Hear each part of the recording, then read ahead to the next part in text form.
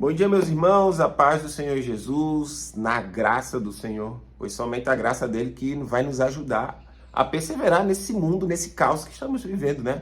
Muita coisa acontecendo e hoje gostaria de falar sobre Andressa Urach, que tem viralizado aí nas redes sociais por ter feito a bifurcação na língua. E Andressa Urach é uma mulher que, muito conhecida, ela chegou a ter problemas numa cirurgia que ela fez há muitos anos atrás, e ela quase partiu, só que ela alega que teve uma experiência com Jesus nesse tempo, e foi quando ela se converteu ao cristianismo, e realmente houve um milagre ali dela não ter partido, né, por causa da cirurgia, e por muitos anos ela caminhou como cristã, pregou o evangelho, escreveu livros sobre a história dela, e num dado momento ela acabou retrocedendo. E foi mais ou menos na época que eu e o pastor Flávio íamos visitar ela lá no sul.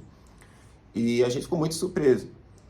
E ela acabou voltando ao que ela fazia antes, né?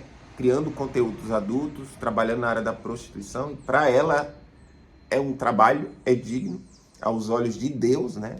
E aí começam muitas contradições dela. Porque até o evangelho nos diz o seguinte: ainda que eu, Riquelmo, ou você, ou um anjo do céu que vos desça e pregue um evangelho diferente que vos prego, que seja anátema. Anátema é maldição. Qualquer coisa partida no meio sobre a pregação do evangelho, ainda que 1% dessa pregação esteja distorcido, isso já é um motivo para se tornar uma heresia. Ou seja, qualquer coisa enganosa que eu pregue para alguém se torna maldição na vida da pessoa e na minha, porque eu vou ser cobrado naquele dia por distorcer o evangelho. E isso é o que mais, infelizmente, está acontecendo nos dias de hoje. Pois em 1 Timóteo, capítulo 4, diz o seguinte: que nos últimos dias muitos apostatariam da fé, dando ouvido a espíritos enganadores e doutrinas de demônios.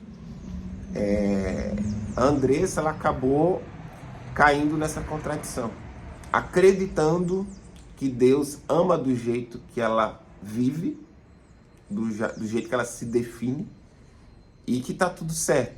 E para mim isso é uma consequência da hipergraça, que é uma consequência do liberalismo teológico que entrou nas igrejas, né, relativizando muita coisa, e muita gente tá acreditando que pode permanecer em uma vida de pecado e que Deus ama aquela pessoa e que ela pode permanecer daquela forma e ainda ser salva. Que isso aí é uma total contradição. E é muito complexo. Pois eu, particularmente, eu não condeno a Andressa, eu oro e espero que ela volte ainda para o caminho do Senhor. Mas a Bíblia dá muito espaço sobre que muitos iriam apostatar, e é romper com a fé. Literalmente, abrir mão da fé. E existe um outro porém também sobre essa questão da Andressa, é o seguinte: é muito real na palavra de Deus. Quando eu, Riquelmo, conheço do evangelho, tive experiências com o Senhor, me batizei nas águas e segui a caminhada cristã, e em um dado momento, em minha consciência, que eu volto ao mundo do pecado, o Espírito de Deus, ele não habita em um corpo que permanece em pecado.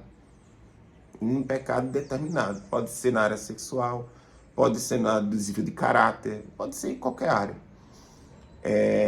Então, o Espírito não habitando em mim, a casa se torna vazia.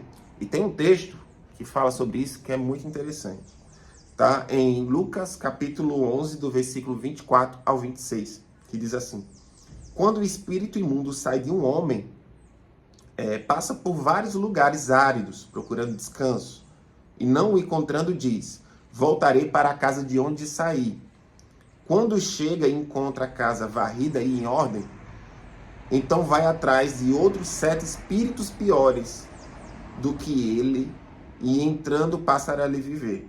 E o estado final daquele homem se torna pior do que o primeiro. Ou seja, o Espírito Santo habitando em mim, os espíritos ou as coisas que me influenciavam ao pecado, a minha velha vida, eles vão caminhando. E se eles voltam um dia para verificar se a casa está vazia, e se ela estiver, eles entram na minha vida, me levando às velhas práticas, e, consequentemente, me levando a fazer coisas piores, me autodestruindo de dentro para fora. Por isso que a gente vê esse fruto negativo quando ela faz a bifurcação da língua, que é algo muito sério e muitos profissionais não indicam que se faça isso, porque você está lidando com um membro do seu corpo, deslacerando ele. Isso pode trazer grandes consequências. E isso é muito real, porque Deus ele não quer que a gente destrua o nosso corpo. 1 Coríntios capítulo 6, do versículo 18, que ali trata de fornicação, fala que a fornicação é a transgressão ao nosso próprio corpo, porque Cristo na cruz pagou o alto preço. Portanto, não podemos fazer tudo o que queremos. Fomos vasos comprados por um preço muito caro, diz a palavra. Então, meu corpo não pertence mais a mim mesmo. Meu corpo é o templo do Espírito Santo. E somos imagem e semelhança de Deus. E o texto do versículo 15 ainda diz assim: será que quando Cristo voltar, se unirá uma só carne, uma prostituta? Jesus veio por todos os pecadores, inclusivamente prostituta.